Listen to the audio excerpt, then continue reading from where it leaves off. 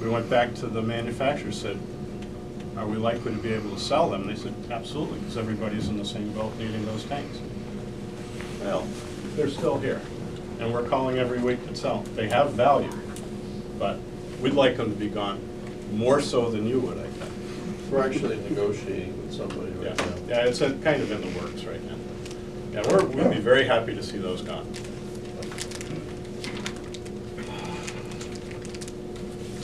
Student rep report.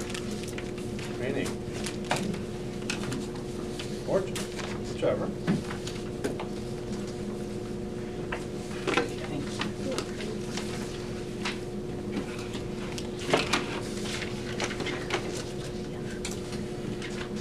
All right. So the JAG department hosted the STEM event Thursday, November 19th. Many companies from all over the Upper Valley came and gave presentations in the gym about what they do and the role that science, technology, engineering, and mathematics play. It was very informative and offered students great ideas about their future. The boys and girls basketball teams have both begun their seasons, with the girls having their first game Friday, December 4th, and the boys having their first game Friday, December 11th. They both have had great starts in their seasons, with the girls' record at 2-1 and the boys' record at 1-0. The ski team also began their season and have their first official meet this Friday, December 18th, which actually has been canceled due to lack of snow. So that's a problem. Catherine Emily, a WHS alumni, came to the high school on Tuesday, December 8th. She spoke about her experience taking a gap year in Ghana and about attending Harvard University. She offered great insight in her experiences to many students in the sophomore, junior, and senior classes who attended. The Woodsville High School holiday concert was held this past Thursday on December 10th. Both the concert choir and the band performed pieces for the holiday season, as well as some of the students from Mrs. Plato's lead singer class. Much of the community attended and everyone had a great time. Did you go to the presentation for Catherine? I did not. I did. So what did it make you think? Gap year sounds like a pretty good idea. That was what Kiera said. Really? Yeah. Well, thank you.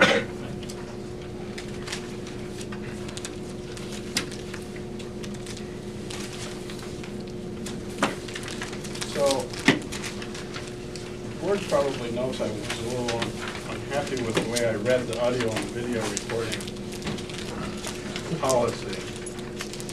So that's where we're at. Policy IAB, we had a discussion, many of you will remember, about the yearbook and how this new law was going to affect the ability to do yearbook photos in the classroom. Dr. LaPlante has some insight as to how this policy will work. Probably share with us, if you would, please. I'd be glad to. I had a discussion with Matt Upton from Truman Woodson.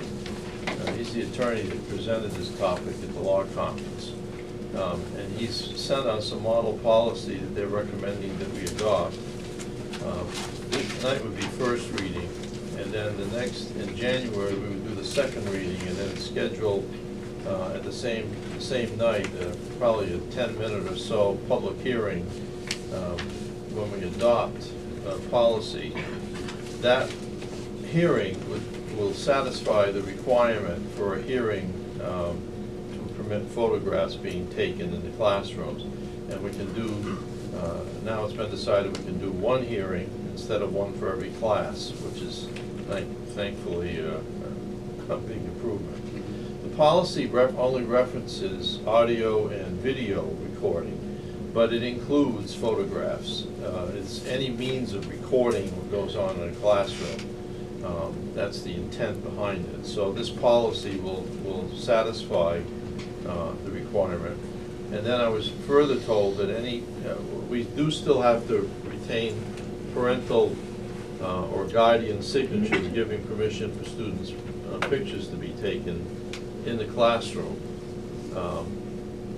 Again, what I explained the last time, pictures taken in hallways, cafeteria, on field trips and that sort of thing are all fair game. It's only in what's defined as a classroom. This law, this process and this policy will then take care of that. And then any student who happens to be in a class where they want to take a photograph, whose signature isn't on, parent's signature isn't on file, they'd simply be excused for a moment to exit the field of the photograph, and then they take the picture.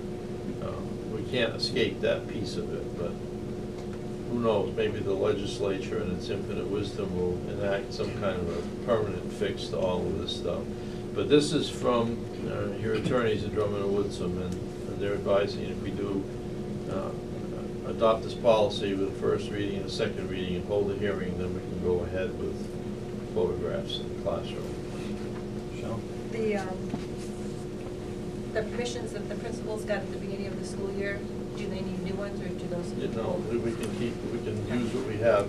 We would only have to obtain signatures where we don't have any on file, and if we can't get them, then those kids would have to be excluded.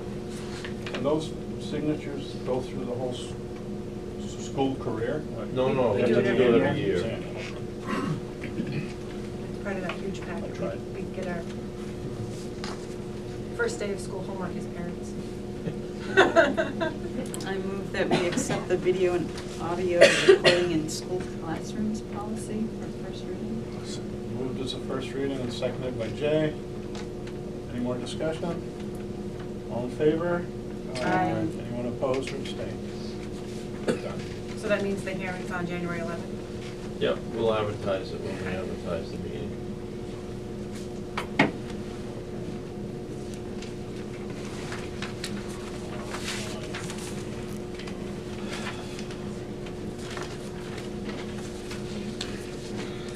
And this policy that I have to admit, I choked trying to read the thing. That was just not. That's ironic. I suppose. Okay, policy on the use of child restraint and seclusion, JKAA. And I guess this is a first reading as well.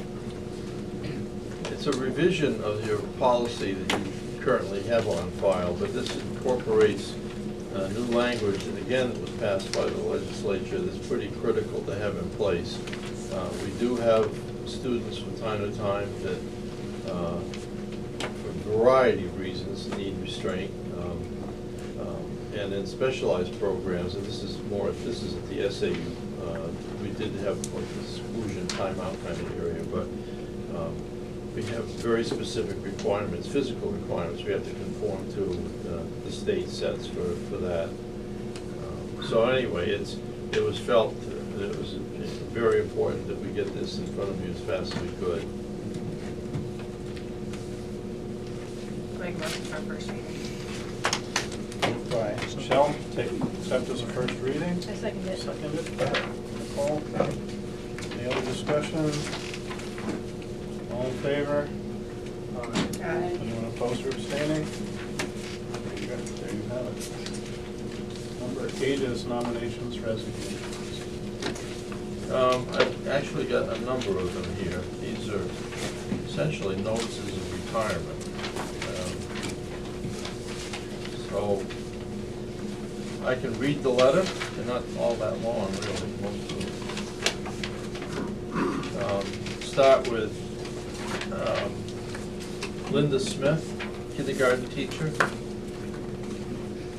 Writing before him, after 30 years of teaching kindergarten in the Haverhill Cooperative School District, I will be retiring at the end of the 15-16 school year. I feel extremely fortunate that for 30 years I've loved going to work every day. Sincerely, Linda Smith. And then we have Susan Clark. In compliance with Article 16 of the current HCEA agreement with the Haverhill Cooperative School Board, and with mixed feelings that I write to notify you and the board of my intent to retire from my position as guidance counselor at Woodsville High School effective June 30th, 2016. And to let you know that as per the agreement, I shall also be seeking the one-time stipend that is offered to educators upon completion of 15 years of full-time service to the district. I've had a long run at WHS and am proud of all that the guidance office has accomplished during my 16-year tenure at the school. Although I believe in my heart that I have more to give to the school and its students, my physical health is such that I know that it is time to pass the baton to someone with fresh ideas and much more energy than I currently possess to see them through to fruition. I'm thankful for being given the opportunity to serve such a wonderful, caring community of great students and dedicated staff, and I'm eternally grateful for the support that I received from everyone during my recent illnesses. Never sell Woodsville High School short. It is a gem of a place to work and learn. Sincerely, Susan Clark. And then I have a letter from Shauna Kimball. I have worked and been involved within the field of education off and on since I earned my undergraduate degree in 1973 from what was then Plymouth State College. Over the course of these 40 years, I have taught English to junior high students at Haverhill Academy Junior High, have participated as a parent of children in the Haverhill Cooperative School District as well as a homeschool parent for 8 years, have been a substitute teacher throughout the district, and am now ending my career after having served as a guidance counselor at WHS since taking over for a counselor who left in March of 2000. When I began my career at Haverhill Academy Junior High School, Principal Howard Evans told me, boy is this right, that my life would fly by if I stayed in education. I have now come to realize how accurate he was as I look back over the years and wonder how it can possibly be time for me to retire and move on. I cannot imagine a more rewarding way to spend a career than by serving the young people in this community. It is with sadness, but a deep feeling of accomplishment that I say goodbye to my students. Having the privilege of watching them grow into young adults and productive members of society is something upon which I am unable to place a price tag,